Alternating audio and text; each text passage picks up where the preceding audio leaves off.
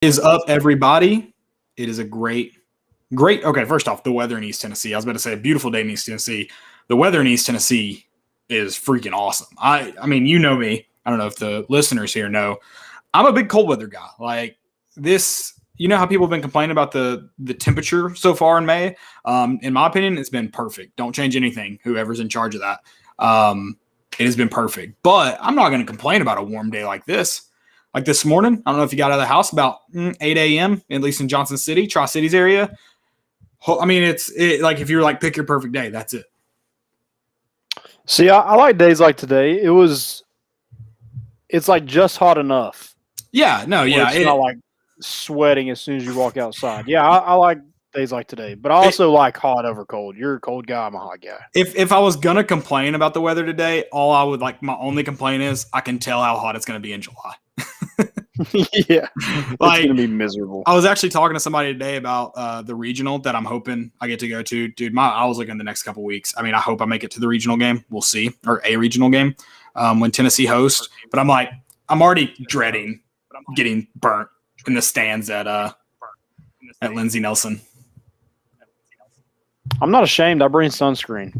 Oh, that's smart, but you know that's not going to keep me from getting burnt. I mean, I can lather that stuff on. That's I'm true. I'm getting burnt. Yeah. You got to like reapply like every inning. Oh, I mean, I would argue more than that, but yeah. Guys, I can't wait. It's an exciting episode. We're talking about Tennessee getting some new guys in here, one in the form of a commitment, not until the 2022 class, but also getting a transfer in, slightly unexpected, I think, to most people. Of course, always talking baseball. They got their 40th win on Tuesday night over Belmont, and they will be traveling to South Carolina to close out the season. I mean, just about done everything to clinch a super regional. We're almost there. Obviously, still got to take care of business this week, but also this week have a chance to win the SEC title. Like that's still in play.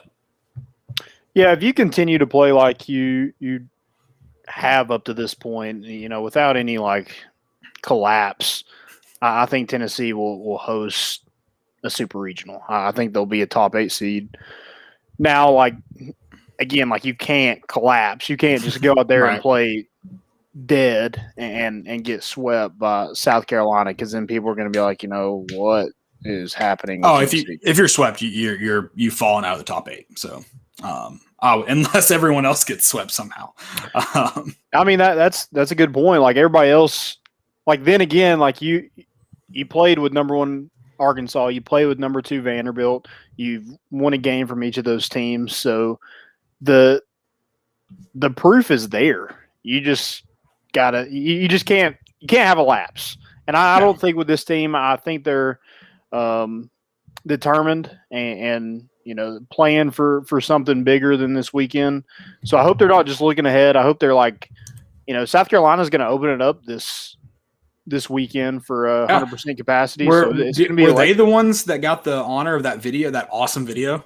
Was it South Carolina? It was Maroon of the, I guess, attendant walking through and cutting the zip ties off.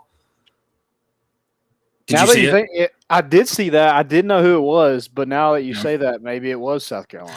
I just know it was Maroon. I was like, Florida State, and then I was like, that could be South Carolina, because I know South Carolina announced it like before the NCAA announced it. Mm-hmm. So I didn't know, but it was like, I mean, I don't know why the video was awesome, but it was. It took me a minute to find out what was going on. Like full disclosure, I don't understand why they put zip ties over them. I guess to like force people to not sit there, social distance. Yeah, to like not sit there. That's my best guess. I mean, I don't know. Yeah, I mean Tennessee, they're kind of just like, we didn't sell you that seed, but we're not going to enforce it. We don't get paid that much money. No one should either. In terms of, like you said, they don't get paid enough money. But we are going to talk about baseball as they travel to South Carolina, as well as some postseason stuff. We kind of hinted at it here. We're going to break the news. I know you guys haven't seen it today on Twitter or on Facebook or wherever you get your news, whether you're going to ESPN.com. Does anyone go to ESPN.com to like read anymore? Like the only time I'm on that website is to check scores or to usually go to watch ESPN. Everything that you would want to read is behind a paywall. So that's also true. I don't. Well, maybe you did. I don't know. Maybe these people read it there. I'm also going to talk about the Ballinteers. That is the basketball tournament team. It sucks because they were supposed to do this last year, but the way the stuff worked out with TBT, they weren't able to do it. But they looks like they got. I mean, because we talked to Chris Lofton about it because he happened to be on the show. Right as all that was going down, so he was actually telling us like who they expected to get. And it looks like just about everybody that I can recall is on the team again this year. So that's awesome. There's some good teams in that tournament. So I don't know. I don't know where they go, but it's gonna be fun regardless. Yeah, you won't find a better recruiter than Bobby Mays, and then a better hype man than Ron Slay. So I would argue Ron Slay, because he hadn't had the chance. You mentioned hype man. He might be able to out-recruit some people. He might, yeah. I mean, he bleeds orange and white. So, I mean, if you're wanting to sell your program, that's the guy to do it. 100%. Guys, also drop your questions in the chat. Sorry, I'm already doing a bad job at it. Drop them in the chat. Let's get going. Before we do that, though, Lane is going to tell you guys about our friends that make the show possible. Yeah, go check out our sponsors, Tennessee Tap House, Hound Dogs, and Blue Water Climate Control. And here is a quick word from our good friends at Blue Water Climate Control. Blue Water Climate Control. From heating and AC installation and repair, commercial or residential, when you choose Blue Water Climate Control, we offer solutions, not a sales pitch. Blue Water Climate Control. Veteran-owned, superior service. Balls are back. Yeah, they had us the first half, I'm not gonna lie. Oh, could be Wayne! I think I got my swagger back. Oh! I love it, baby! Them orange britches. Something about them orange britches. Tennessee win! Out of by Tennessee to one Jennings. Jennings makes the catch. We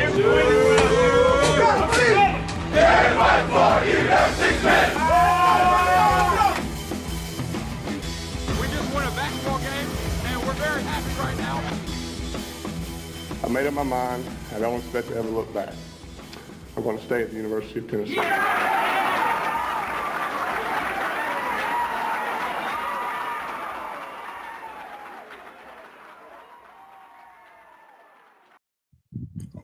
Reddit did to do, and welcome into More Important Issues. It is Wednesday, May 19th.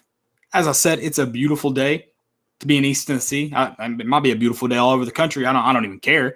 But it's great. I found out this morning that my 3x2 that I lost last night got refunded. Did they pay it out? I don't know. Or did they just give me my account looked bigger than I remember it when I checked it this afternoon. I think they gave it to you. I think it counted as a win. Okay, so it cashed. It cashed, yeah. That's big because I didn't get my bet in for the first 3x2. I haven't bet much NBA this year just because I don't know it enough. I don't feel confident enough. I will be betting the NBA playoffs because I'll be watching more of it. Plus, I'll be reading more about it, so I'll have a better understanding of where to go. So I'm excited to do that because I haven't really, other than 3x2s, I haven't bet much since March Madness. Getting a little itch, you know. I feel like I was willing to put $1,000 down on freaking Medina Spirits. I regret I didn't do it. I don't care if you're doing steroids. I've been doing some NBA props, and it's been okay. I mean, it's just hard. Like baseball or Major League Baseball and NBA are just difficult things to bet on. Yeah, I don't know if I'd like to think, you know, when we get into summer that I'm gonna like start figuring out MLB and stuff, or like, you know, start trying to, or at least like going with the experts. But like, I'm not even confident enough to go with go look at the experts and go with them. That's how little trust I have in MLB baseball. I mean, I looked at one today. Somebody was like, yeah, the over in the Twins White Sox game is the one to go with. And I almost went with it, but I didn't. It ended 2-1. I mean, like, so it's just, it was 8.5. You know, they had to score 9 runs for that to hit. They scored 3. So, you know, that was the heater for today. And that's just how it goes, I guess. Yeah, that's it's definitely like, I mean, first off, I will never bet an under. You Life's too short, right? Life's too short to bet. You will never see me bet the under. So it's a lose-lose situation out there. Mm-hmm. I'm not about it. All right, let's jump into some football because I know we're probably gonna. This seems like an episode we talk a lot. I think the last one we talked a lot too. We did like basically a full-on baseball show for an hour and a half. Right, which I would like to say is pretty impressive. It's really our last two shows because we had Ross Kivitt on the show before. Oh yeah, and he was on here for a while. Yeah, shout out to him, by the way, for just – I mean, we're not easy to talk to and hang out with for as long as he was on. And he battled through it. And, I meant to tell you, too. I don't know. Obviously, change of scenery right here behind me. I was trying to figure – I mean, I'm just at my house. But, yeah, just moving around, trying to keep things fresh, trying to work out I got a small apartment, but I'd like a good podcast area. Okay. So, looking for it. I got to fix this. I like the bookshelf, but – no, I don't like the angle. We got to work on. Anyways, I was thinking about just standing. TV trays. I've got. Oh, don't worry. I'm on a TV tray. Okay. Yeah. Oh yeah. No, you didn't. Then you got it. You never leave your roots. Okay? That's all you need. You never leave your roots. But yeah, I was thinking about just standing for the whole time, like Kiv. Like Kiv. Yeah, I mean that's just like that's an alpha move. Get hot. My chili's always hot. That's an alpha move though, just to stand for the whole podcast. Yeah, I mean. Literally every time I watch will tell me to stand up during this thing. So, yeah, maybe we'll just like, as my watch does it, we'll just stand up. We should do that. You just let me know. All right. Let me know if that watch buzzes. Let's talk 2022 class though. We mentioned this before, or, as we were talking before the show started, I guess. Tennessee gets a commitment from Brian Grant, 3-star offensive lineman out of Florida. It's a big get, literally big get, 6'8", 260. Yeah, he's a big dude. He's another one of those guys who hasn't played a lot of football in his life. Only played 1 year in high school so far, and already getting some looks. I think a lot of that is probably due to his size and also film as well. But he plays 3 sports. He's an athletic kid. He can move. So it's not just dead weight that 6'8", 260 or 270, whatever he's at. The kid can move a little bit. And move that weight around, and with the offense that we run, I think that's huge. I don't think he's going to be a guy that's going to come in here and play right away. Maybe he does, but I just think he's more of a guy that's going to be in the program, a guy that they can mold into their own and kind of get what they want out of him. Yeah, and it's you mentioned how he hadn't played much football. If you go to his 247, I don't know about Rivals and ESPN, but if you go to his 247 page, it's actually a picture of him playing basketball. And if you think 2'8" or 6'8", 260 is big for a football player, that's awfully big for a basketball player. Yeah, especially in high school. Yeah. Oh, yeah, in high school. And then he also throws a shot put a little bit. But I already got some attention with some Power 5 schools, a team like Maryland. I guess BYU isn't a Power 5 school, but they basically are, I guess. To a certain extent. So he's got some offers there. I feel like you would normally give that to him. So it's nice to see that a recruit can get you to give BYU the Power 5 status. That's nice. Oh yeah. If it wasn't, for Tennessee, I'd be like, no, they're not a Power 5 school. But you could, it's when Tennessee played them in 19, you're like, yeah, that's pretty much a Power 5 game. Oh yeah, 100%. Yeah. But when it comes to college football playoff, you're like, that is not a Power 5 team. Join a conference. Right. I mean, like, they're not Tulane. Yeah. I think of them like them in Cincinnati and Notre Dame is basically a Power 5 too. But they're basically in the ACC. Not when it comes to the college football playoff. They're not. Yeah, right. When they want to be you deny it. They don't get it. The ACC just I don't know what Notre Dame has on them, but they can, when it comes to like being with the conference, when it benefits them, they're like, oh yeah, we're part of the ACC. When it doesn't benefit, no, we're not. We're independent. Best of both worlds. Hannah Montana. Notre Dame is Hannah Montana. There you go. Nice. That was good. That was a good pull right there. But yeah, another 3-star guy that I think we have 4 3-stars committed and 1 4-star, and that's Taven Jackson. I think it just kind of shows you like Tennessee is behind with, a lot of these recruits, number one, and just like there's so much uncertainty with the NCAA and, where this program's at. I think it's going to take some winning in the fall to really get some of those big time guys. You got to, your evaluations are where, you're going to have to kind of stay afloat with this first recruiting class. You're kind of getting to it with the 2023 and 2024 class, but yeah, this year you're behind, and there's nothing wrong with taking some 3-stars. Some of Tennessee's best players recently have been 3-stars. There's nothing wrong with it, but it's definitely not going to help you in the recruiting rankings. And to be fair, I would, and this, first off, this could be way off. I'm saying this just, it might be a clip you can make fun of me later for. I mean, how many offensive linemen are we talking about that are like 4-star? Like, if you're going to get a position that's a 3-star, offensive lineman feels like makes the most sense. If you're just grading rankings is what I mean. Right. I mean, this kid wasn't even ranked, and then he committed to Tennessee, and now he's like 762nd in the country. Oh, nice! Wow. So he just he got a huge boost just for committing to Tennessee. Usually Tennessee commits go the opposite direction, but give it time. It'll even out. But I mean, this kid's only played a year of football. I mean, literally his best years of football are in front of him. So he's only going to get better, and he's probably going to only pick up offers. With that athleticism, that size, and it's a tackle body. I mean, other than a quarterback, that's your most important position on the field. Yeah, it definitely, like you mentioned, he's only played 2 years of football.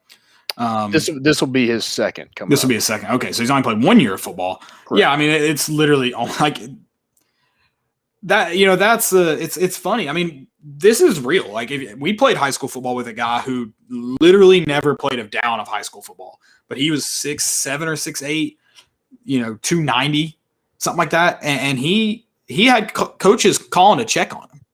Yeah. So, I mean, that's just kind of the way the world works with. I mean, it's the same way. It's similar. It's not. I don't think you see it as much, but you do see it. Like fast guys, you go out and run a quick 40 at a camp, and they don't care if you can catch the football. Like, they're offering you. You can't coach speed, can't coach size. Right. So it's the way the world works. So I mean, yeah. Yeah, you're just kind of building on that depth on that offensive line, and you have to do that with – Something's frozen. Sorry. We're back now. You're back. So, yeah, you lose K'Ron Calvert and Cade Mays probably this upcoming year, so you're going to need some tackle bodies. And with the way Tennessee is in recruiting right now, it's just hard to really sell that to 4- and 5-star guys. So, like I said, you got to trust those evaluations, and, Brian Grant apparently fit that evaluation, and he's in the boat. Yeah, absolutely. And let's jump over to the other side of things here. Transfer news, a guy who will be getting onto campus June, actually. Are we going to call him an Auburn transfer? I don't know if that's the correct term. He is at Auburn right now. He did go through spring practice with Auburn, right? But he just arrived to Auburn in January, coming out of – is it Independence? Yep. It is Independence? Okay. I was like, I might just be crowning every Kansas community college as Last Chance U. Yeah, if you're Kansas, you're Independence. You're Mississippi, you're EMCC. Exactly. But yeah, he was at Independence. So he actually signed or maybe committed to Central Michigan to little Shark Humper. And I read a story on this kid, and I'll get to that in a second. So he ended up going to Independence. There were some grades issues in there. Played in 2019, and then 2020 was cut short, so he didn't get to play in 2020, and then enrolled at Auburn in January. So been at Auburn, went through spring practice.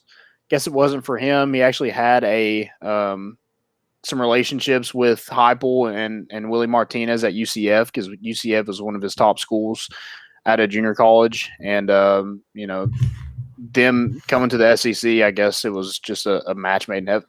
Yeah, and I did. You mentioned that relationship too. I did read. This one's kind of weird because he hasn't had the chance to visit Tennessee either.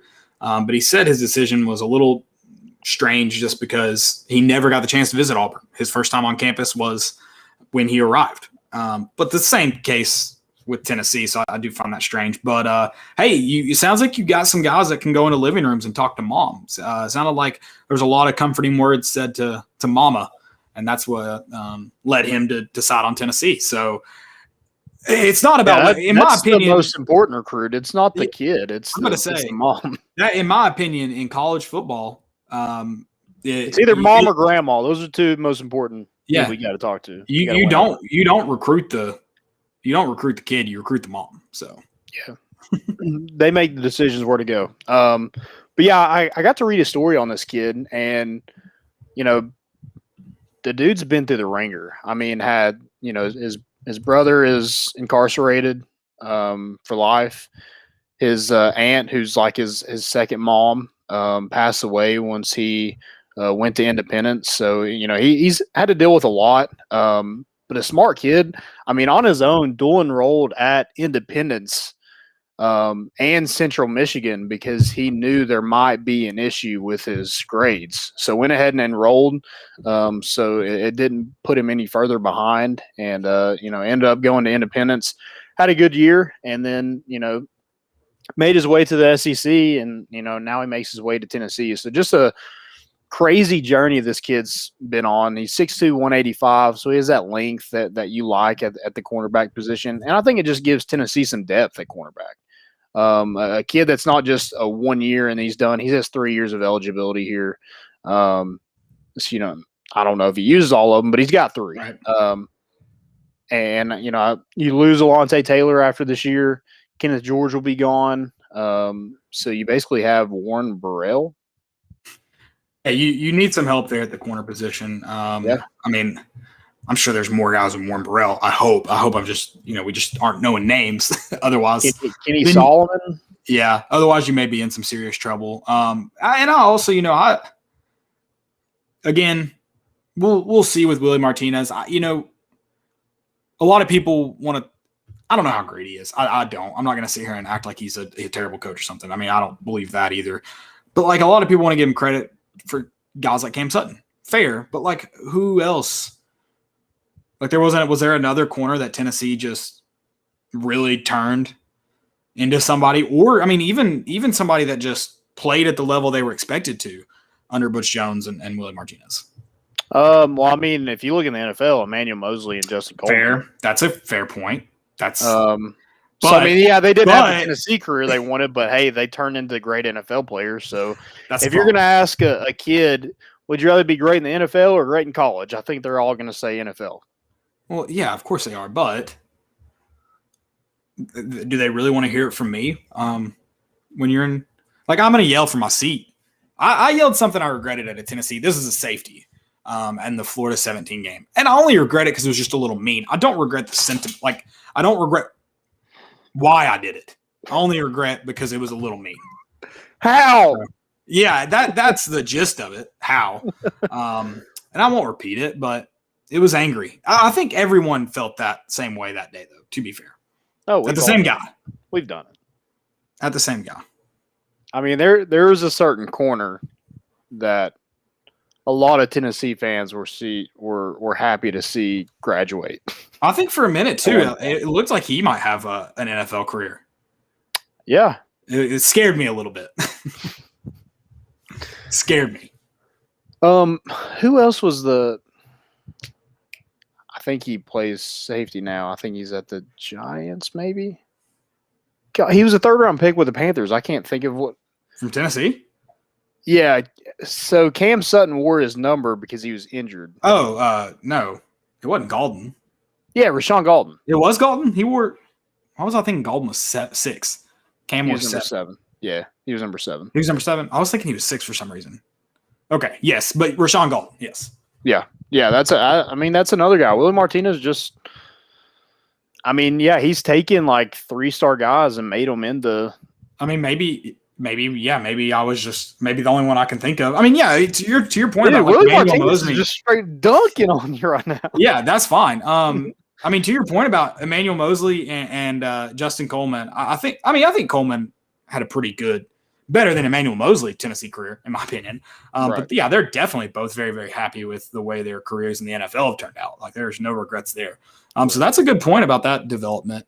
But I'd like to see him do it in orange. That would be preferred, honestly. I don't care what you do in the NFL after. No, just win national championships here. We will love you forever. Ask any former UT. Ask anybody from the 98 team. Sure. And all you need is Tennessee fans' love. Come on. Tennessee fans have never turned against anyone on their own. But I do think that's really cool that he had that relationship from UCF and they were able to come in here and get that transfer. A guy that, when we're looking at defensive backs, you're like, man, maybe we don't need one. But then looking at the quarterback depth, you're like, man, we needed a corner. Yeah, I mean, we've talked about it the entire offseason. There's not a strength of this defense. It's all weakness. Most of it due to depth. Because there's you don't have any true playmakers. But I think if you had a little bit more depth, I think you'd have the guys, especially in the way this defense is going to be expected to perform this year. I think if you had more depth, I think you'd be feeling a lot more comfortable. It's just who's going to play third down in the third quarter? Yeah. Like right now, who is going to play? You're going to be exhausted because your offense is going to be running you ragged as well as the other team's offense is going to be running you ragged. So yeah, you definitely just need bodies at this point. Yeah. And he seems like a pretty motivated kid. Like I mentioned, he's kind of, been through it, been on a journey since, this whole thing has started. So, he seems ready to work. He mentioned in an interview, I think with Trey Wallace, that he didn't want any handouts. He wanted to earn everything he was given. And, that props to that. I mean, come in here and earn it. Don't tell me I'm going to start. I'm going to earn that thing. Please come do it. Let's get it going. No one's going to be mad if you take somebody's spot at quarterback. Yeah, be a ball hawk. Hawk. Not only can you be a ball hog defensively. Okay. Anything else for Tennessee football, recruiting, transfers, anything before we move on to why we're all here today? I mean, for what Tennessee lost in the portal, and they lost a lot, I think they've done a pretty good job in the portal of getting guys with some experience and guys that, there are some, Tremblay and Peyton are one and done guys, but they've got some guys that they're going to have on this roster for a couple of years. So I think that's huge when you're trying to build depth, build a culture. If you have a bunch of one and done guys, they're not passing on that culture to anybody. So I think they've done just as good as you could really hope for when your program is basically in a hole.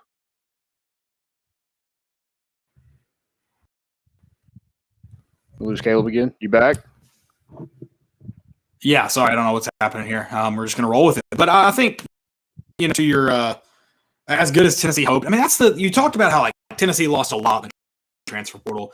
It's not just I was just talking about depth. It's not that you lost depth. You lost so much talent due to coaching change and maybe violations and maybe bowl bans and you're in a far worse situation than you were when, as far as the program goes. I think I would have to really sit down and look at the roster to really say roster. But as far as the program goes, with when you're talking about potentially, I mean, I don't know how many level 1 violations, 10 plus, probably at least a year bowl, a lot, at least a 1 year bowl ban.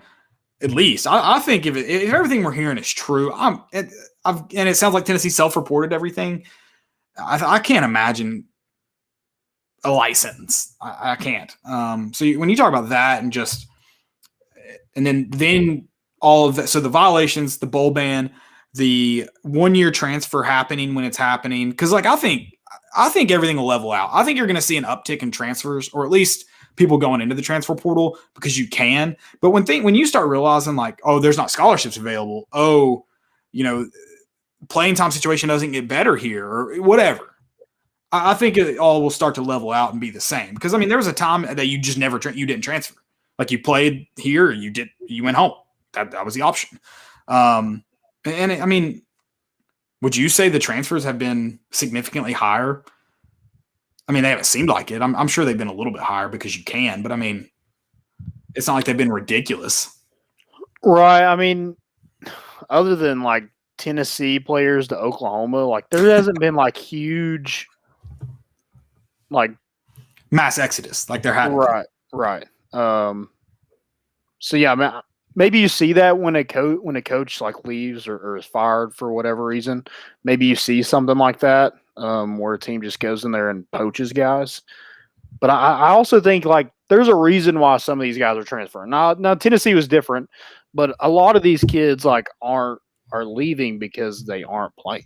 Right. And that's a good point too. And you're always going to have that. So always. But yeah, the program is just in a very, very tough spot. And so I do not envy Josh Heupel at all. Not. Yeah. I mean, you just got to keep, picking away at some of these. You're trying to get Addison Nichols, Fisher Anderson, Brian Broodmaker. I think that's how you say it. He's from Pennsylvania. I mean, you just got to chip away at these guys and hope to God that you can win some football games to impress some people. Because if not, you're going to be stuck with, a class similar to Arkansas, Mississippi State, and that's not something that you're really used to. But that's something you're going to have to kind of deal with for a year until you can show the direction of this program and you can get a better understanding of what the NCAA is going to do to you. Yeah, for sure. And sorry, I was reading comments here. Apologies, I lost my train of thought. But yeah, I mean, you got to figure out a way to win games this fall to impress some guys. Because right now, I mean, you mentioned it, big name guys aren't like Tennessee getting on their radar right now, or if they are on their radar, they're like very much kind of off to the side. Like, we'll see. Yeah, it's a wait and see kind of thing. Yeah. Maybe they like Tennessee, but they also like a team just as good or better than Tennessee, and then you're not dealing with the NCAA or bowl bans and things like that. Right. So yeah, it's hard to recruit right now. It really is, and luckily Tennessee was able to get a really good quarterback out of this class. I mean, you struck out on some, but you got a guy who's pretty highly ranked. And then you just got to put pieces around him. Hopefully you can get some peer recruiting going on. And then, the main thing is just you got to win some football games. You've got to win football games. That's what it boils down to. And I'm trying to. Someone asked me about it today. Like, are you ready? And I'm like, yeah, I'm so ready for September 2nd. But I don't want to admit it. I'd like to just let's keep that. You don't want to be let down. I get exactly. It. No, I don't want to be let down. But I mean, I'm pretty pumped. Like, pretty excited. No big deal. One thing I was wanting to do. This was before, and maybe we can make it happen for like an SEC opener or something like that. I was thinking we need to do a 24-hour show before the first Tennessee football game. Stay for 24 hours. The game was at 3 p.m. Like, start the show then, and just run it for 24 hours. Have some of our friends of the pod, VFLs on. Get some new guests on. 24-hour show, and that being on a Thursday. Unfortunately, right now we have day jobs. I'd love for that to end at some point, but so that's not possible on a Wednesday to Thursday. But I think that would be. I think it'd be good content. And I think, we need to just get. I mean, think about having guys like Kivit on during that. It'd be an electric atmosphere.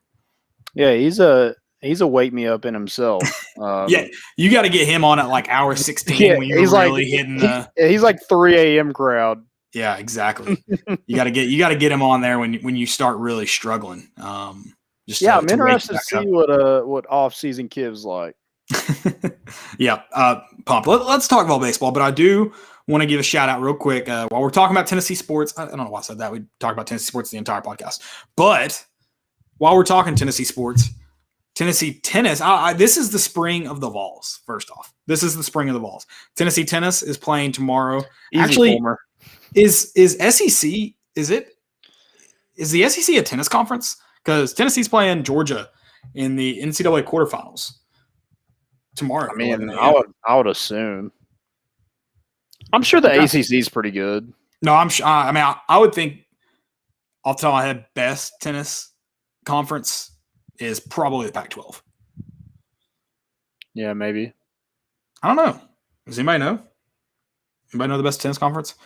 Right. I mean, Tennessee keeps rolling. It's going to be SEC. It's just going to be Tennessee. So that's all that matters. That's all that matters. And then also another shout out to men's golf, who this week or today, my days are apparently, they will be going to they finished second at regionals, so they advanced to the NCAA championships. That is the first time since 2013. Let's go. Let's go. Let's get it. Milestones. This is the spring of the Vols. It's that simple. Spring of the Vols. I love it. I love it's probably my favorite logo that Tennessee has is the Smokey holding the golf club, like leaning on the golf club.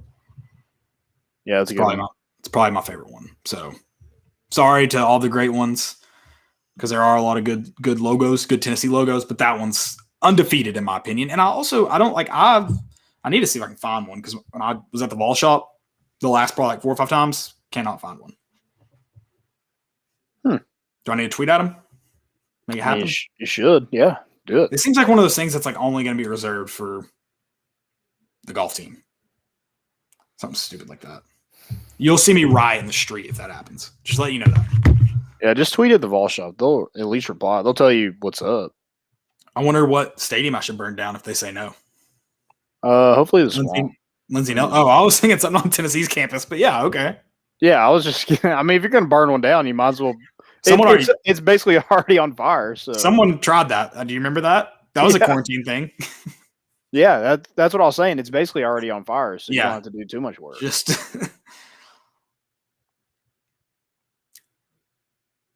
I was trying to think of another good stadium to burn down. There's no other stadium that is just makes me think needs to be burnt down. I mean, like, we're talking about burning down and starting over. Kroger Field comes to mind. Vanderbilt Dudley, that one comes to mind. Yeah. I mean, there ain't a lot more you can do to that stadium. It's already I would, Williams Brice, I would say could use a redo, but more importantly, just burn that massive caulk outside their stadium down. Yeah, it's not even a good looking caulk either, which sucks. Yeah, it's pretty ugly. Tell us which stadiums we should burn down. Yeah, there you go. But I'm not going to do it. Just full disclosure. I'm not telling you to do it. Pyro Caleb over here. There's one time in my life. All right. Speaking of on fire. Speaking of seeing the caulk, Tennessee should see the caulk this weekend. They should. They should stop by and pay their respects. Burn it down. But Tennessee first, before they travel, because they're game by game. I don't know if you heard Vitello today. They're game by game. Ball baseball. Beat Belmont to get to their 40th win. First college team to get to 40 wins. Yeah, the first. Go ahead. Is there anyone else that could do it before this weekend? I didn't even look at the. I think Arkansas is 39. I don't know if they played yesterday or today. But anyway, we're first. So if you're not first, you're last, right? Exactly. An Arkansas fan tweeted at you something, or tweeted the account something. Was like, oh, congratulations! You like, what do you want for that? I'm like, it's 40 wins. It's not like they're the first one to ground, to have 10 successful plays at second. No, it's 40 wins. It's how you calculate success. He said it was lucky. And I'm like, 40 wins? If you're lucky 40 times, buy a freaking lottery ticket. Go to Harrah's and just make money. Also, then why was shouldn't Arkansas not care about this past weekend if they don't think Tennessee should be winning? It was lucky, right? It was lucky that Kevin Kopps went to Arkansas because Tony Vitello recruited him. I don't know if that's true or not. I'm just basically. I heard that a lot this weekend, but yeah, I'm with you. I don't know either. So where was I at before you? God, you totally took me off track, Landon. I never understood the talking trash to teams either that one beat you or two that you just beat. Like the teams that are like, they beat you and people are like, oh, you're trash. Why that doesn't make your team good for beating us? It makes you a little bit better than trash. Also, like it was just we won 40 games. Like I don't understand why did that make you so heated that you're like, oh, I'm replying to this dude? We don't play in the SEC like Arkansas does, so that makes it easier to get to 40 wins. Right? Yeah, it was tough. So yeah, you got to factor in that. That's an important thing to remember. But no, that's awesome it's to do it. They did it over Belmont, so maybe that waters it down a little bit for like the thought of it. But I mean, that's big for this program. They haven't gotten to 40 wins since 2005, the last time they were in the College World Series. No, they did in 2019. They did in 19. They got to 40 wins. Okay. Yeah. So this is the first time Tennessee has done it in consecutive seasons since 2000, 2001. Okay. Gotcha. I guess full seasons, but 2020 didn't count. Right. They would have definitely gotten to. Oh, yeah. Well, they should have got to 40 wins. I guess you can't say definitely, but they were well on their way there. In 2020. And yeah, I mean, that's a great point to bring up too. From where this program was at to get to 40 wins and to do it. I mean, you did it, but with a series left. Yeah. And this will be the first time Tennessee has had a winning record in the SEC since 2005. And I think the last time they did before that was 2001. They went to the College World Series both of those years. So start booking your hotel in Omaha, folks. There you go. Yeah, Omaha.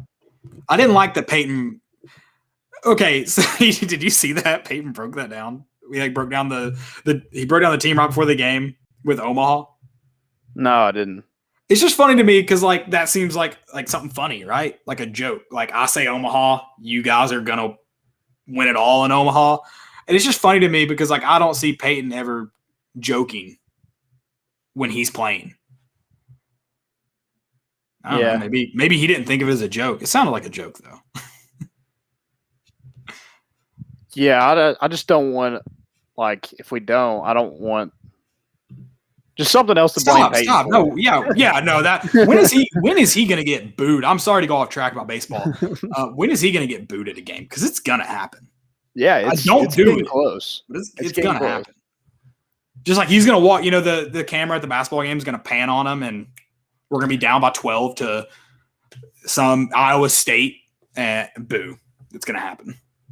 Yeah, somebody he's going to have his pass around his neck and they're going to go to scan it and it Vol Twitter's just going to hack it and we're like, sir, we can't let you in. He's like, my name's on a road. Yeah, I don't. Like I said, Tennessee fans will always love you. No, nothing less, nothing more. Okay, real quick, let's talk about last night's game because the bats were popping. Yeah, I mean, especially Jordan Beck. The kid's hit 4 home runs in 4 games and hit 2 last night. He was 3 for 4 with 6 RBIs. I mean, the dude's he's a major league hitter. I mean, there's no way else to put it. And Tony Vitello kind of talked about him a little bit. He had a hot start to the year, and then kind of slowed down a little bit. He was popping things up. But he said he's swinging through the baseball again and being more of himself. And, when Jordan Beck I don't want to say he's Tennessee's best hitter, but power-wise and, the ability to go yard at any second, it's Jordan Beck. The dude's a freak athlete. I know Kiv was talking to us about how he's just, a freak. Right. With his size, his ability, he's made a ton of plays. He made a great play last night, a diving play. Just a ton of athletic ability, and just had a really good game. And a lot of these guys are kind of peaking at the right time for Tennessee. So, I was listening to the 11.7 podcast today. I think they did it maybe Monday, but I got to listen to it today, and they just talked about Tennessee just being fun to watch. They're like, yeah, a lot of people doubted Tennessee because they might not have the the Rocker, the Lighter, the Kevin Kopps, people like that. But he's like, they're just a really good baseball team, and they just make baseball fun. Yeah. And I think that's, that's what's put people in the seats. Yeah, it's winning baseball games, but when you do it and have such a great time and it's so entertaining to watch, that's what fills up a stadium. That's what makes it, from maybe 90% capacity to like where you're having to tell people, sorry, we can't let you in. Which hopefully is the case at the regional. But yeah, I mean, like it is, they've been a lot of fun to watch, but it's also, I mean, they just have fun playing. And I think that's one thing that Kiv mentioned. Like, I mean, you got to have fun. Like it's supposed to be fun. But it's also, I mean, they play extremely hard. And I like, for me, like that's what, yes, the celebrations, the dugout stuff, when guys, I mean, every play's big for that team. And I think that goes into them just working really hard. I mean, some of the catches that have been made in foul territory this year, some of the plays that, the double plays that have been turned that have seemed impossible, like the guys just grind out plays all like the whole game, all 9 innings. Like they're not taking you to Vitello mentioned talking about, he was like, there was, I don't know what the quote exactly was, but it was along the lines of like, hey, Tennessee has a chance to win the SEC title this weekend if you go and win all 3 games. And then obviously you got to have some people lose too. But he said that, and he was like, I know it sounds like a cliche, but this team they're going to, like, they know what's at stake. They're just going to go out and play. Like, it's just game by game for them. And yeah, I would 100%. I know that sounds like coach speak, but they play like it. They play like every freaking at bat, every inning, every pitch matters. Like that. And I think that, yes, the stuff that makes, in my opinion, college baseball more fun than MLB. I mean, you saw it twice this week with guys getting thrown at that had no business getting thrown at. But it's like, that's the kind of stuff that makes it fun. Yeah. But Tennessee specifically just plays their asses off all the time. And it makes it so much fun to watch.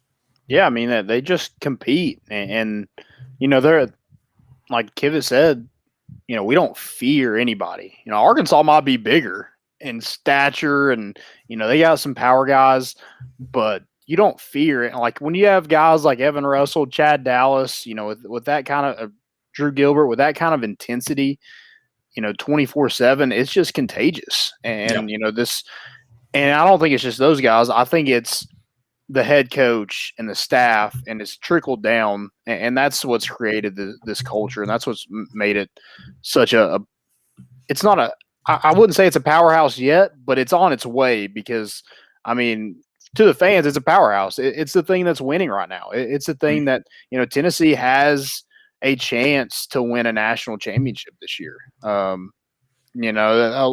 Things have to fall in place, and, they got to win some games. They got to win a lot more games. But Tennessee absolutely has a chance. That was proven this past weekend against Arkansas. And those guys on the 11.7 podcast that do a great job of covering college baseball was just like, those are the 2 most complete teams in college baseball right now. Yeah. And you mentioned Tennessee's not a powerhouse yet, but it's just been 1 year out of the, you call it 4? I don't know, that Tony Vitello has been here, but there's no doubt people feared coming to Knoxville this year. Like there's no doubt about that. There's no doubt people saw that on that. They're like, God, we gotta go to Knoxville this weekend and drop 2 games, maybe 3. That's not gonna be fun. Or they're like, oh, thank God Tennessee's coming to town. It's gonna be a shitty weekend for baseball for me, but at least I get to sleep in my own bed. And so like there's no doubt teams feared Tennessee. Now I'd like to see it year in, year out. I'd also like to see the stadium look like a powerhouse stadium. But it's first steps. Got to put some fear into people first. Yeah, I think they're really starting to recruit like a powerhouse team. We've talked about the recruiting rankings up to this point. They've kind of stuck around, but the guys that they've had committed, guys in this 2021 class, are guys that are probably not going to ever step foot on Tennessee's campus, which isn't a good thing. But hey, you're recruiting with Vanderbilt, you're recruiting Arkansas. You're getting just as big as recruits as those guys, and you're going to land some of them. Some of them are going to go to the MLB draft. They have a guy right now who's probably going to be a top 10, top 5 pick. So he's never going to step foot in college. But hey, he picked Tennessee, a program that's on the rise, over a Vanderbilt, a Florida, LSU, Alabama, all those things. So I think Tennessee is going to be a thorn in some sides, a Van Thorn, if you will. How about that? Nice. I like that. And, I think too, I think in terms of like how, like you mentioned it, also whoever posted the picture of the facilities, I know Tennessee's facilities are worse, but you cherry picked a little bit. Like the players' facilities are on par with every other program in the countries. Like, come on, they tweeted out a picture of dumbbells. You don't have to cherry pick it. They did make a substantial upgrade to the players' facilities. Now, everything else... It wasn't the WNBA playoffs. Yeah, exactly. Oh, that was the NCAA that made that mistake. Oh, NCAA, that's right. And I'll get into that later with, like, stupidity. The NCAA, man, is just... They're idiots. Anyways, but I think personally, Tony Vitello and his staff have been able to recruit so well. It goes back to the how Tennessee plays. I think they get guys that match their attitude. They get guys that they don't give a shit about the facilities. They want to play on a team that has passion, that has swagger, that has attitude. Like who gives a shit if my locker room's nice? If I'm having a fun time with my team, if we're winning games and we're pissing people off doing it, like I want to be a part of that. So I think there is an element to that and how, like, why he's been able to, like, I think his personality and like the personality of the guys on the team are why Tony Vitello has been able to recruit well. So now you add all the other stuff to it, and I think it should just get better. I mean, he's already, like you said, recruiting with these guys without it, and I don't. Yeah, I would imagine. I would rather have the guy that commits because of the attitude than the guy that commits because of the batting cages, personally. Right. But yeah, you definitely want to like have all your ducks in a row when you are recruiting these guys. You want to have everything where they're like, oh, I'm thinking about going to Vanderbilt. Okay, why? Well, and that's another thing too. At the University of Tennessee, there should not be a single athletic program that doesn't have the resources to match every athletic program in the country, and that's from 100%. That's from 100%. Women's volleyball to football. From swimming, which swimming does have some great facilities, to basketball, from track and field to baseball. Like, the facility should be top notch. There's too much money on that campus to look at any facility and be like, I mean, do they even care about this program? Yeah, so, I mean, and that should tell you all you need to know about where Tennessee baseball was. Yeah. Before Vitello and the staff took over, because it was shit. Yeah. I mean, not to sugarcoat it. I mean, it was shit. It was terrible. And so, yeah, they're able to recruit and be in a, put yourself in a really good position to probably, if you win that series, you're probably the number one team in the country. Yeah. You don't fall any because you lost, but, a top 5 team in the country can pretty much consensus. If you don't have Tennessee in your top 5, I don't know what else to tell you there, bud. Chili's not hot. Yeah, that's true. That's true. So I mean, it's just a testament to this program or this staff and the culture that they've built and the guys that they brought in too. Like you mentioned, guys that take the personality of their head coach and just kind of run with it. And they're having a great time doing it, and I'm having a great time watching it. Yeah, it's been a lot of fun. Kind of stinks. It feels like it's coming to an end. No, Tennessee's got more baseball ahead of them, so it's not that big a deal. But season finale. Vols, or regular season finale, I should say, because like I said, Tennessee's got plenty of baseball ahead of them. They'll be in Hoover. They'll be in a regional. They're at least hosting. I'll just call it right now. Tennessee's hosting a super regional. Why should I even why are we even F the superstitious crap? I'm done with that. Tony Vitello just wins. That's it. Like, nothing else. He just wins. Yeah. And so I'm gonna say it. Yeah, Tennessee. We're gonna get to see Tennessee host a super regional at least. I'd like for them to be there. But season finale, Tennessee traveling to South Carolina. The South Carolina team, it's kind of weird. We're talking about it like midseason probably. Like, oh, hey, that's a good way to end it out. Yeah, you have a tough game. You have a tough series with Arkansas before the end of the season, but you do kind of get an easier test, and they are still an easier test than Arkansas, but South Carolina's kind of come on of late. Yeah, and they've always been a solid program. Right. They won it back-to-back years not too long ago. So they've always been a solid program. They're really catching fire late in the season. They got a sweep over Kentucky, and they're fighting to be a regional host. So, if they're able to get a series win, they probably are in that conversation to make whoever the selection committee is at least acknowledge them. And so, yeah, I think it's going to be a dogfight, just like every SEC series. You're on the road. They're welcome. They're getting 100% capacity 100%, this weekend. So, yeah, it's going to be another crazy SEC series, and we get a day earlier. Start on Thursday this weekend. Exactly. Isn't there a no taunting rule at Founders Park? Is that what it's called? Not Founders. Yeah, Founders Park. Real? I think they will eject you for not the players, like the fans. So like the all creatures would not be allowed in Founders Park. I believe there's some rules about it. God, how soft is that? Hey man, it's all about sportsmanship. I guess. Dude, college sport, there's no such thing as sportsmanship. I mean, with fans. Yeah, I mean, okay, we all know what's over the line, but I mean, like Kiv said, like what the Vol creatures do is fine. It's just good. Yeah, like looking up like mothers' names and stuff. Yeah. Like that's. I don't have that kind of time on my hands, but if I still would. If I did, I still wouldn't do it. But I mean, that's. First off, you've done it, so. I have done it in high school. I have done it. So yeah, I guess I would. But yeah, they're just different. Those guys are creative. They're different. I mean, calling a guy a weirdo because the way he stands in the batter's box, I mean, that's hilarious. Like who goes like, why are you standing like that, weirdo? Like that's hilarious. Like you don't even have to be nasty to get on somebody's nerves in the batter's box. No, and I would like to say too, speaking of all creatures and legends of Lindsey Nelson, I also told Kiv, I said, hey, now that Tennessee's at 100% capacity, man, you're going to have some adult men with their shirts off, partying with the young guys. He didn't quite get the shirt off, but you saw the video of the guy dancing Rocky Top. The guy next to him had his shirt off. Oh, perfect. And I did get it exactly right. I was talking about the guy that was, I don't know, river dancing to Rocky Top. I love it. That's the two-step. The two-step, Tennessee two-step. I love it, man. Like I love Tennessee fans. I love how just. Yeah, the guy he was filming him taking his shirt off with cargo shorts. Yeah, it was just freaking electric. I love it. It's what makes it great. I do want to mention too. Last night in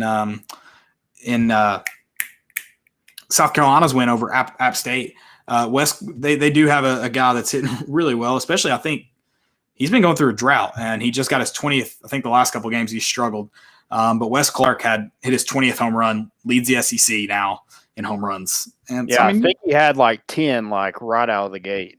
Yeah, I think he's been a little slow, and now maybe starting to come back on just in time for Tennessee. I'm going to say this again, just like Kentucky. I mentioned this about TJ Collette. Keep him in the ballpark. Yeah. Just that is your task, pitchers. Keep him in the ballpark. I'm going to knock on wood because I said that about TJ Collette, and his first at bat, he hit a home run. But you're able to get that series win. So hopefully Tennessee's able to take care of business this weekend. Like I said, getting an early start on Thursday. So Tennessee gets to kind of relax on that Sunday where, usually tensions are high. They get to kind of relax and just kind of wait it out, see what happens. And then, see their fate for the SEC tournament and then regional play. Did you see, speaking of Selection Sunday, did you see, I think it was Washington State's reaction video to their selection? Huh. So they were the first team to get selected in their region, I think 14 seed. And every single one of them did not say a word, didn't high five, didn't even acknowledge what happened. They just got up and walked out. Is it baseball? No, softball. Oh, softball. Okay. Softball. Yeah. They just got up and walked out. Just were like, not even like, I guess pissed. I don't even know. But just got up and walked out. Okay. Yeah. Yeah. Like, sure. maybe shouldn't have set up the camera for that one. Yeah. Maybe don't like all watch it together if you're not going to have a better reaction to that. Well, I mean, I would just think like, hey, I don't know what their situation was. Someone had like said after that, they're like, no, the Pac-12 teams definitely got shafted. I don't know what that exactly means. I don't know how a whole conference gets shafted like purposefully, but apparently they did. And I was like, well, maybe if you maybe if you didn't have a great season, maybe if you knew things weren't going to work out in your favor, maybe if you knew you were going to be pissed off, like don't film it. And then like the NCAA or whoever was streaming it, maybe don't post it. I don't know. Yeah. That's not good. But speaking of postseason again, 100% capacity. I know we mentioned it. 100% capacity, regional, super regionals, everything. 100% capacity where states allow it. Tennessee does allow it. So 100% capacity in Lindsey Nelson for the regional, hopefully for the super regional. Let's get it, dude. That's going to be that should be a good atmosphere. Yeah, and like it's to this point, like, yeah, regional is a little different. It's not just a series, but kind of from here on, it's just a series. You're not having to worry about a midweek game or anything like that. You go out and win 3 games, I guess, in a regional. You're on to the next one. So it's, you want to win that first one in your regional. And I guess you want to win some in Hoover too. Right. Now, is it the end all be all? Absolutely not, because a lot of coaches aren't that interested in the SEC tournament. They're not going to save some guys for regional play because that's when it matters. But I want to see Tennessee. I don't want to see them be a one and done in Hoover. I want to see them get a couple wins, and then let's kind of see where this thing's at in regional play. I think I looked at D1 Baseball had the projected 64 the other day. And we would be a 4 seed if it ended, I guess, that day. The 4 overall seed. So we would actually play the 13th overall seed, which would, in that one, would have been Ole Miss. So, like, if everything worked out, it'd been Tennessee and Ole Miss in the Super Regional, which I think would be pretty cool. It would definitely be a fun matchup. I mean, it'd be tough, but it would be a fun matchup. I am like, you're talking about Hoover.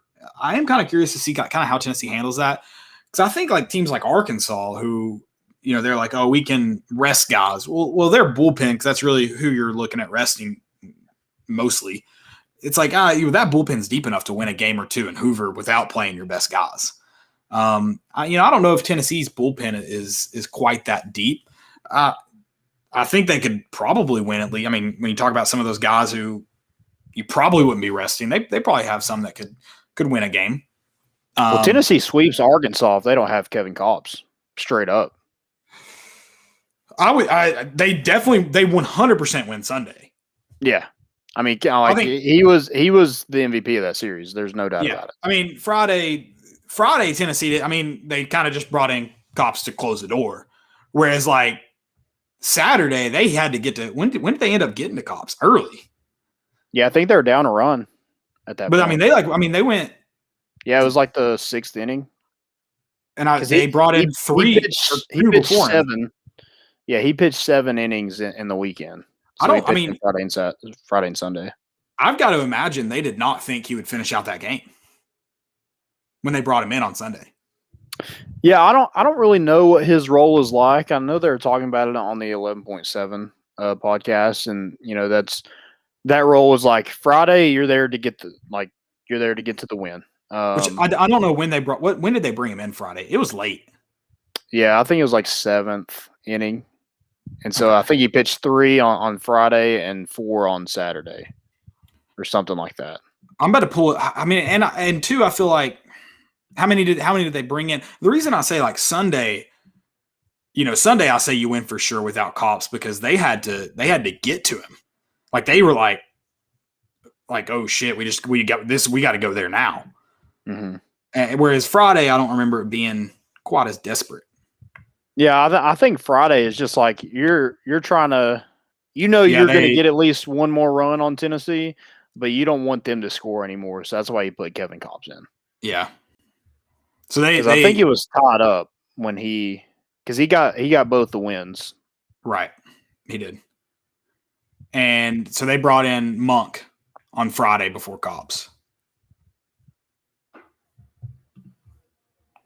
And then Sunday, they brought in their entire effing bullpen. Yeah, it was. I mean, that's what makes them the number one team in the country is that bullpen. Yeah. They got really good players. And I'm not taking anything away from them. But they brought in Monk again on Sunday, and then that Vermillion, that freaking literal monster. Yeah. I mean, and that's what separates them from, an LSU, a Mississippi State, Ole Miss, Florida.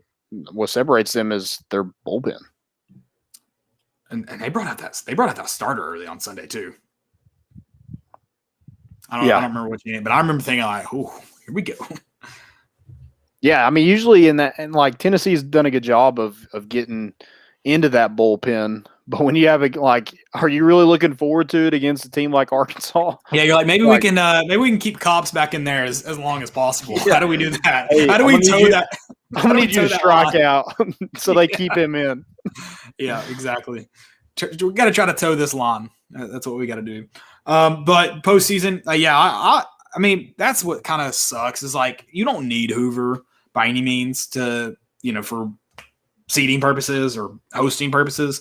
But yeah, why would you not want to go win it all? Why would you not want a SEC championship? But it's also like you also got to see the bigger picture. Like you could have some guys not ready for so. Yeah, it's all about pitching at that point. Yeah. You want to have enough pitching for that long run to Omaha. So it's going to be interesting to me to see how Tennessee uses their bullpen and uses their starting pitching. Like if they have to go 4 games in a regional, right? Who starts that 4th game? That's what I'm interested in seeing. Hopefully it doesn't get to that point, but if you do, what does that rotation and that bullpen look like? Yep, absolutely. All right, let's do it. Let's talk some Tennessee basketball. Not Tennessee basketball, but Tennessee basketball. Ballinteers. I like how this is like it's kind of like past Tennessee, and then you got some future guy or some recent guys like Lamonte Turner and Jordan Bowden. I think that's really cool to have a wide range of guys on that team. Yeah, no, they're definitely a wide range. You've got Duke Cruz, Wayne Chisholm, as far back as I think Chris Lofton is the oldest in this. He'll be the oldest guy. Besides Bobby Mays and Ron Slay, but they're not playing. I assume they're not playing. Is that correct? Yeah, I think that's the coach and the GM. They're listed as GM and coach. I didn't know if that was just like a title that goes along. I wasn't sure, but yeah, Chris Lofton being the oldest one in this. But yeah, there is definitely a wide range of guys. I feel like as wide as you could get. I don't know what. First off, this is a pretty freaking legit team. You've got some what was it, ballers? You got some hoopers on this team. Hoopers. Yeah, for sure. I was thinking, I was like, man, they're kind of small. But I guess Duke Cruz and Wayne Chisholm, those are going to be your bigs. But, they don't have a ton of just – I feel like they could use one more – I don't know how big John Fields is. I don't really remember him that much. But no. You can look it up. But usually, most of the rest of those guys are guards. I'm trying to I watch quite a bit of the TBT this year. Most years I just watch when it's convenient. Like I happen to see it on. I'm trying to think of any significant big men. Are they going to be undersized? And I don't really remember. John Fields was 6'9". Okay, so he's a bigger guy. 6'9". And Tyler Smith, I think he's 6'7", so he might be a right bigger guy too. But yeah, maybe they just kind of go like the NBA. It's just a guard heavy league, and they got some dudes down low that can bang around, get some rebounds and stuff like that. But I feel like this team's going to shoot. Oh, the whole time, right? Chris Lofton, Juwan Smith, Lamonte, Jordan Bowden. Let's move that. I don't know if they have like a 4-point line in this tournament. Oh, but, all right, Nate Oates. Yeah, I mean, like let's get it out there. These guys can shoot. I like it. I mean, hopefully you get to see. Who's your MVP? My MVP of the team? Mm-hmm. Ooh.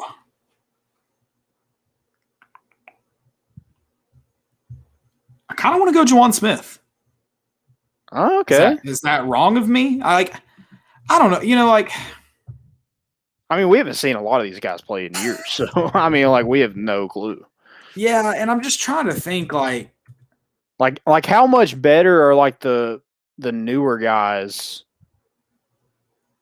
Like, well, yeah, I mean, a lot of these guys are still playing too, right? Yeah, like how does age affect when you're not when you don't have the access to like a meal plan and trainers and stuff like that, like some of these NBA players do. Oh, I mean, this goes into like we were talking about, like people are like, oh, the college basketball is so much worse than the NBA. Like the product's not as good. And I'm like, I mean, if you're just talking about raw talent, sure. But yeah, I mean, they're definitely not going to be as talented. There's a reason. I mean, some of these guys are just older too.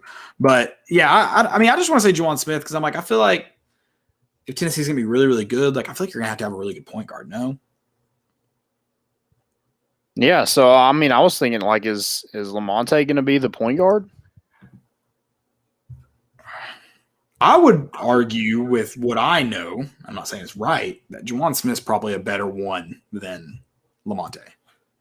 Okay, I'm just kind of guessing. Like we just don't no, really know, but like entirely guessing. That's what entirely. I mean, he ended his Tennessee career a little early. Yeah, but I mean, he's definitely just kind of he's not quite as aggressive, I feel like, as. So you think I remember Juwan be Smith being a 2, or you think he'll be I'm sure they'll split time. I'm sure he'll bring the ball up the court plenty. It's gonna be interesting for sure. And I mean, how healthy is he too? I think that's what I was gonna ask. I was like, is he even? Because I mean, it did end his career at Tennessee. So right. I hope it's Wayne Chisholm. I hope Wayne Chisholm still wears his headband like he used to. What if it's Ron Slade just comes out like Jackie Moon? First off, owner slash player. Lock the door. I mean, I think we should see Bobby Mays should be the one bringing the ball up the court. First off, yeah, I was wanting to see some Kevin Punter. Okay, but was he supposed to be on the team last year? I don't know. I was thinking about that. I was like, there were some names. Like I know Stokes was on there, and he's not this year. So yeah, I don't remember who all was. Melvin Goins, was he on there? I can't remember. He's another one. Like he's just an enforcer. He's like 5'5". That's probably not true. He's probably like 6'1", but he looked 5'5" on the court. But the dude was just jacked. I remember when he played spring ball in football. Yeah, he played corner for a year. I guess a spring practice. I mean, he's like Kamal Haddon. Yeah, just spring ball and that's it. Yeah. So it looks like Robert Hubbs was supposed to play last year. Sorry, I was looking for the roster last year. Kevin Punter was. Okay. Or they tweeted a video like he was. Maybe not. I don't know. Cameron Tatum, is he on this team? Yeah, he is. He is, okay. Yeah, Jarnell Stokes. So they didn't do an official release. They just tweeted it out. So Kevin Punter, yeah, Chris Lofton was on that team, like we said. They're supposed to be on that team. Kenny Hall? Kenny Hall's not on this team. You're right. Yeah. He was on last year's. So yeah, not the whole team, but I mean, this is I feel like this is very we're in that sweet age where like it's all our guys. Like this is who we watched growing up. Yeah. I mean, yes, there could probably be some more in that Chris Lofton range, that Wayne Chisholm range, But no, it's definitely like Yeah, we don't get a Skylar McBee or a Dane Brad. I guess What Dane is Bradshaw is. what is an Skylar announcer. McBee doing right now? Oh, he's probably working construction or something. I feel like he does like he's finance or probably something in he's Granger probably County. like the 8-time like MVP of some adult league somewhere. Oh, so you think he can still stroke it? Oh yeah, for sure. All right. Fair. All right, what do we got? Is it trending next? Oh, wait, do we have any questions? I didn't see any questions. No. Okay. All right, no questions. All right. I haven't done a great job monitoring the chat again tonight. I'm sorry, guys. Let's see. Good evening, Big Dog Brett. He said good evening, Landon. So Good evening. okay, so what's trending? It's our new segment. It's what everything we missed this week. This one, I don't know if we mentioned it on Sunday. I can't remember, so forgive me. But did you see Ohio State?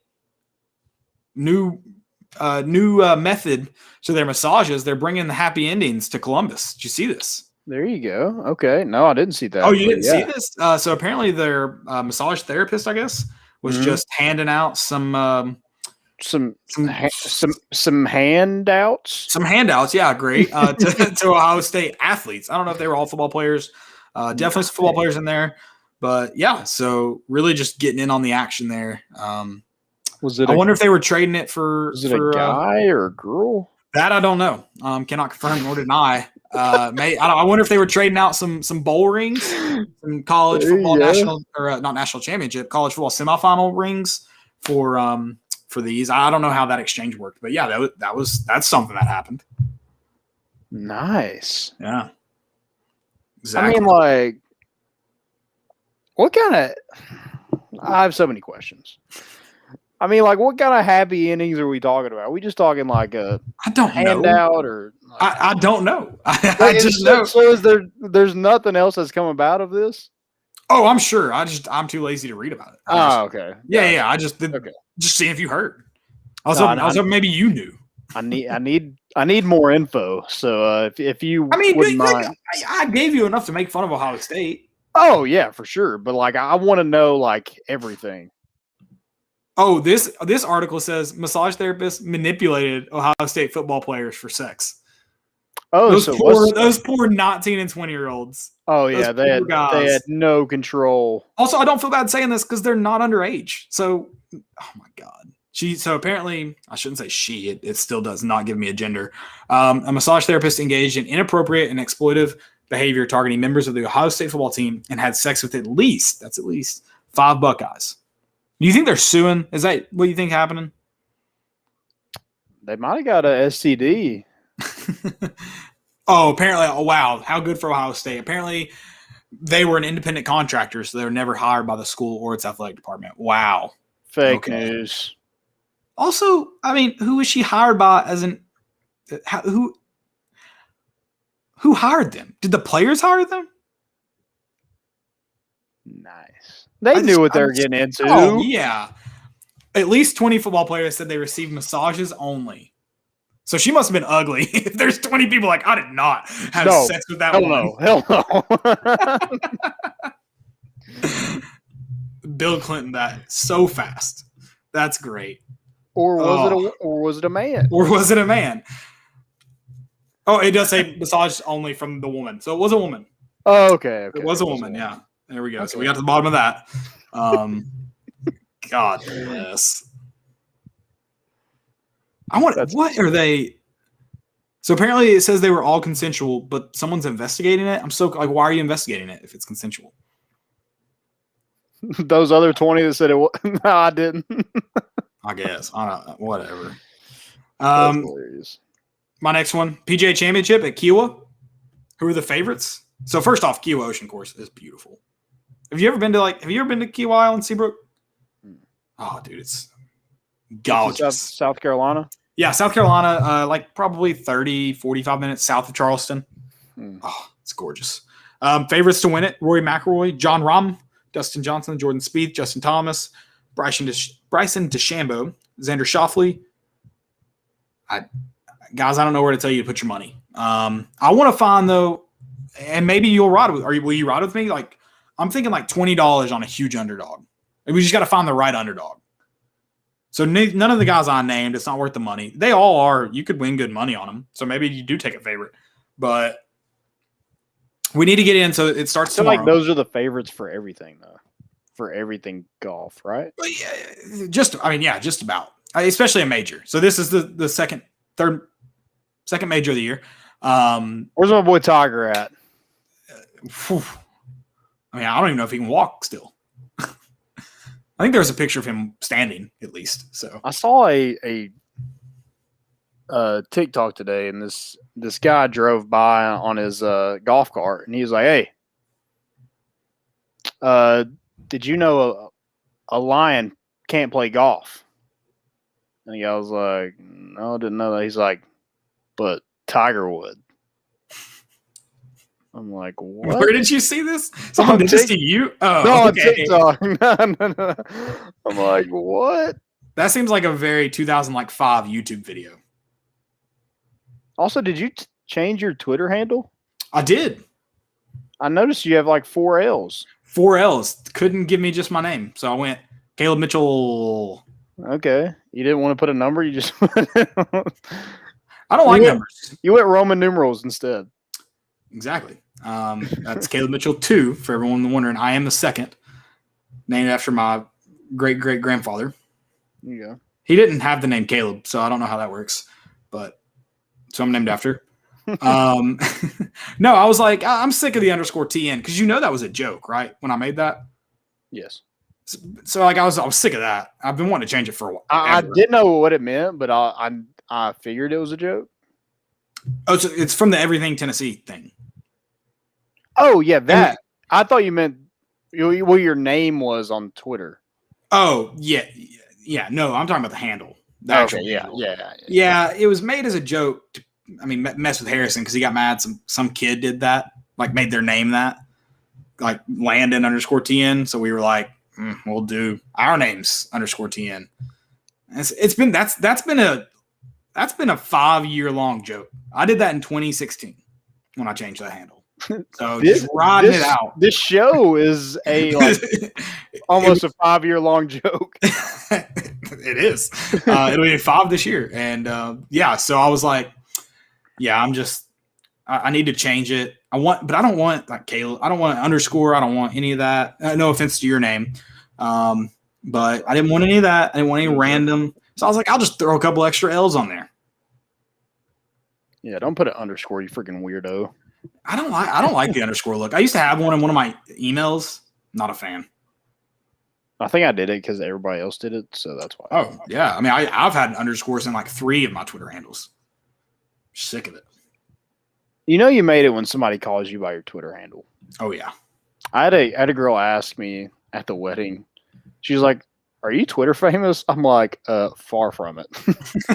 Yes. Don't worry. She's like, "I see you on Twitter all the time." I was like, "Just because you see me doesn't mean I'm famous." Why are you even talking to me right now? That's what I was saying. You're right. Shut up. Go away. Yeah. Peasant. I am. You want to you want me to sign anything? Will you for me? Also, we've made it. We have our own helmets. Oh yeah. Go check out our guy, Doug Carter, 97 Sports Promotions. Done a fantastic job with these. Caleb's got some on the way as well. See, and this is why I wanted a shelf. I've got a perfect spot for him. So there you go. Yeah, I had them up here, but you couldn't really see it, so I wanted to bring him down here to give a shout out to Doug. Need to make its own. Have Raven make its own shelf. You need its own place. Yeah, but they make mini helmets. They make softball, baseball, and football. They make softball. It just has a face mask. Is that the only difference? I guess. I don't know if it has a face mask or not. That's pretty cool. That's pretty cool. Kind of wish I'd done that. There you go. Go check them out. All right. Yeah, definitely do that. We do appreciate the helmets. They're pretty freaking sweet. Do you have any? I've got a few more. Do you have any more or any what's trendings? Yeah, the 6-part Derek Jeter documentary from the same producers as The Last Dance. I think that's really cool. Now, do I think it's going to be better than The Last Dance? Probably not. But Derek Jeter is one of my favorite players, so I think it's going to be cool. He doesn't like. So how many parts? 6? 6. Yeah. Is he interesting enough for a 6-part series? I guess we'll find out. Like I feel like just like I don't know. I feel like just like a 30 for 30 would be fine. Because like Michael Jordan just had so much. So like, you know, he has the background growing up. You know, he has the North Carolina career. He has the championships in Chicago, but you know, can't beat the Pistons first. Then he has the dream team. Then he has the retirement with, you know, the scandal. I feel like he just has like a 10-part life, like at least publicly. That's what I mean. I don't know if Derek Jeter has that. It's obvious. I'm sure it's going to be good. Those producers did a good job.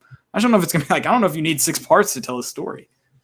Yeah. I wonder if it's, you know, instead of doing a 30 for 30, it's going to be more of that, like just a longer, just should.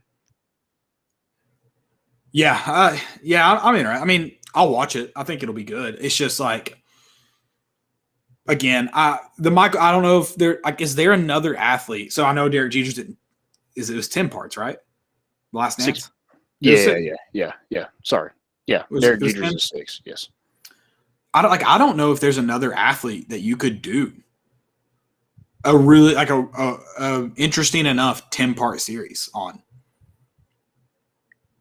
Maybe. I mean, I was gonna say Peyton Manning, but his story has been out on so many things that like everybody already kind of knows it. And Peyton's like, I feel like Peyton's is like. Do you think Tom Brady will get one? Not interesting enough with the Deflategate and stuff like that. Tom Brady's definitely got some like. I mean, again, I just don't like. Maybe, but like I just don't know. You all tell us. Like, is there anyone? Is there another athlete that you could confidently say? I mean, just because it wasn't like Michael Jordan, they didn't have like this big story about him growing up. Like it was his pretty much professional career the whole time. Yeah. And it wasn't like it was Michael Jordan, but it was also like that team too. So I'm wondering if they're going to tie in like the Yankees, because that was, you know, I'm sure that's going to take up a lot of it. Just that's a fair point, but it's still, I mean, it was a Michael Jordan documentary. Right. So yeah, I don't know. It'll be interesting to see. I mean, I would love to see. Again, I thought they did a great job. Obviously, I love 30 for 30s. Was the Sammy Sosa Mark McGwire? Was that an E60 or was that an E30? There was a 30 for 30 on the steroids, but I don't know if there was this was about the home run race. Oh, the home run race. Yes, that was. What was that? I thought it was like a couple episodes. Growing up, I thought Sammy Sosa was the coolest dude ever. Oh yeah, 100%. Like there was no one in the world that I was like, that dude's like Sammy Sosa's the dude. Yeah. Yeah, that was a really cool one. I don't know how many Mark McGwire can go to hell as far as I'm concerned. Sammy Sosa, like if you ain't cheating, you ain't trying. Yeah. It's my opinion. Sticking to it. Also, isn't it funny that like I'm gonna get off on a big tangent, but like, isn't it so weird that Trevor Bauer is like everyone cheats in baseball? Yeah, isn't that hey, like I'm cheating? I'm like, it's just so weird. Like, if that is the case, I feel like there should be like this thing where we're like all like he's like every pitcher uses foreign substances, and I'm like, I mean that's. First off, is every pitcher? Maybe he does. I don't know. It's just weird to be like outing your sport like that. Yeah. It's kind of a hot take. Yeah. Right. This one's trending in locally, Top Golf in Neyland. There you I go. think they still have tickets available. I'm going Sunday. Are you? I'm excited. I'm not excited about paying. It's my brother's birthday. I didn't set it up. His wife did. And no shame, no hate to her at all. It's just expensive. Like, not like I'm not, again, no shame. It's like, first off, it's a once in a lifetime thing. I don't know, once in a lifetime, but like you don't get to do it all the time. So that's cool. I can't decide. We'll see. Hey, I'll tell you on Sunday night if it's worth $80. It'll be too late for you to go, but I'll tell you if it's worth it. Yeah, I'm just and I'm not trying to throw shade at it at all, but like it, from the looks of it on the field, it looks very underwhelming. Well, I think it's just part of it. Like you don't like you. That's not where you go to a driving range. Like I think the idea is cool, but it's like, why do people go to Topgolf? It's to hit the shit out of the ball. Well, you can only hit the ball 100 yards, 130 yards. Right. So it's like all just hitting the targets. Which again, like me and my brothers are gonna have a good time doing it for sure. It's gonna be fun. Can't wait. We're gonna be inside Neyland. I haven't been in Neyland since Vanderbilt in 2019. I believe that's right. So yeah, so it's been terrible. Actually, we won that game. But yeah, so it's gonna be a lot of fun. But it's just like, oh, that was the Juwan Jennings stomp. that was the Juwan Jennings stomp. Yep. Nice. Yep. I am excited for it, and it looked really really cool. I am. Yeah, I'm pumped. But the first golf I played in a while too. My next one, I've got two more. Sorry, I'll be done. Marshall soccer. They won the NCAA national championship. I don't know what this means. I had to look it up, see if you can guess. They won it after starting unseeded. Sus. Yeah, weird, huh? So I guess it just means they pretty much like they had to win their conference championship to get into the tournament. Okay, so they weren't They weren't selected. But isn't that a weird way to term it? Like they did get a seeding, but they had to win their conference tournament to get into the tournament, their Conference USA tournament, and then they won it all. What's that called when you not an automatic bid, like a at-large bid? At-large bid. They didn't get one of those. Yeah. Okay. Yeah, they did get an automatic. Yes. Yeah. Okay. Then my last one, still soccer. Hope you saw this one. Did you see where the Chinese businessman bought a team and told the coach to start his son? No.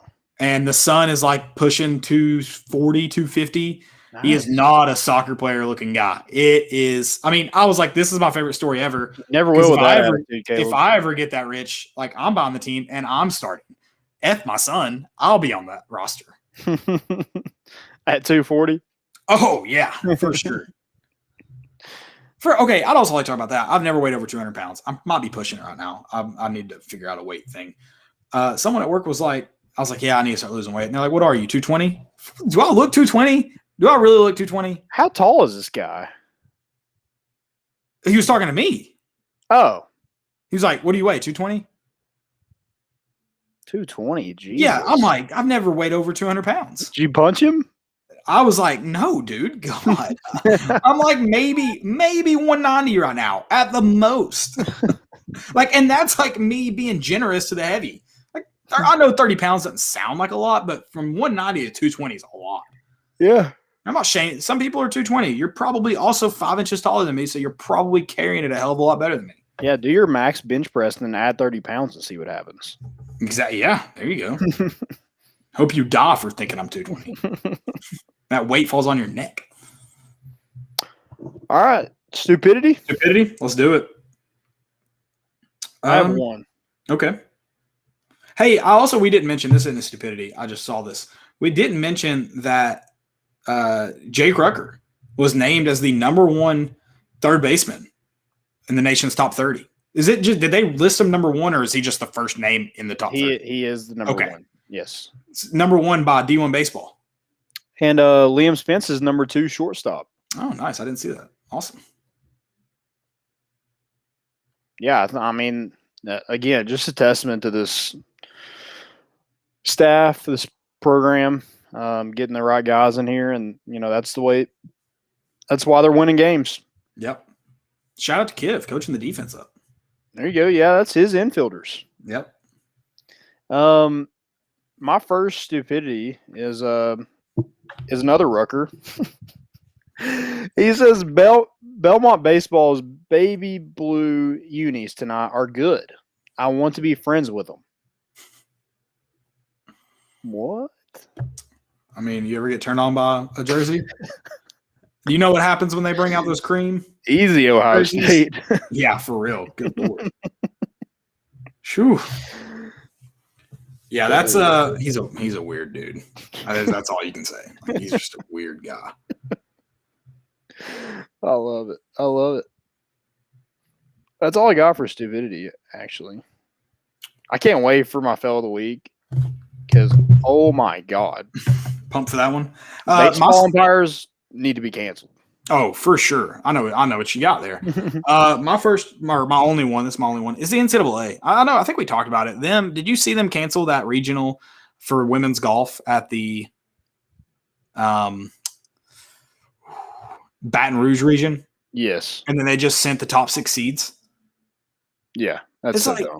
So dumb. Shout out to Barstool though for letting the girls play. Literally, just let the girls play. Let them play. They threw together a tournament in like 3 or 4 days, which is insane to throw together a golf tournament that bringing people from ETSU. There's 2 girls from ETSU playing in the tournament. So yeah, that's pretty freaking cool, especially because we've been talking about how the NCAA needs to be dethroned. We got to figure out how to make it work. Yeah, let's do it. We got to get them. We got to get somebody that can dethrone the NCAA. We're put on this earth to do something, so maybe that's it. Team up with we need to. Barstool's got the backing. They put on a better tournament than the NCAA has. We can pull it off. We just need like capital. Yeah, just give me some money. We'll make it work. Also, speaking of doing the right thing, Danny White, bring in the grandstands. You could fit a grandstand on the third base line, right behind the visitor bullpen. You could fit a grandstand in right field. Get that sucker up to, what is it right now, like 4,000? Let's get that sucker up to close to 6. I want 10. 10. Dude, the new renderings that I don't know if they're real. I guess they are. They were real at some point. The porch looks freaking awesome. Yeah, another thing with the whole do the right thing, corporate people that buy the MVP seats, will you freaking use them? If not, then let somebody else sit in those seats. I'm tired of being right. Like I see right behind home plate and there's seats. Like everybody's packed in. It's standing room only. And you have seats right there that aren't being used. That's what kills me. Yeah, I agree. 100%. That's where you 100%. Want people to sit. Yeah. I mean, if you're corporate, give me your logo and I'll wear the shirt and sit behind home plate. You'll be on TV. Well, not really TV, but because ESPN can't get that right. Who's going to pick up baseball in the next 5 years? That's my question. Is it going to be ESPN? Or because college baseball is going to have a need for TV in the next 5 years. I mean, it probably has to be ESPN, especially with the SEC network deals and ACC network deals. But dude, if I'm one like struggling, if I'm like ABC, who the hell watches ABC? I'd be trying to figure it out. Oh, well, yeah. I mean, that's the thing. ABC owns ESPN, so there you go. Maybe. Yeah. Or ESPN owns it, or the people that own ESPN. I don't know. Disney. Disney owns everybody. They do. I think there's gonna be a big request. There's gonna be. College baseball will be on TV soon, often. It's going to be fun. I can't wait. Yep. Guys, it's been fun. It's always fun. Thank you all for hanging out. We'll be back Sunday after the Vols. By that point, we'll know who's in the Tennessee Regional. We'll also know if Tennessee's hosting a Super Regional. Got to take care of business this weekend. One game at a time. Remember that. Yep. Starting things off a little earlier on Thursday, so don't forget that. That's tomorrow. Oh, man, that's nuts. It's already Thursday. But here we are. Thanks for listening. We're bringing the boat in.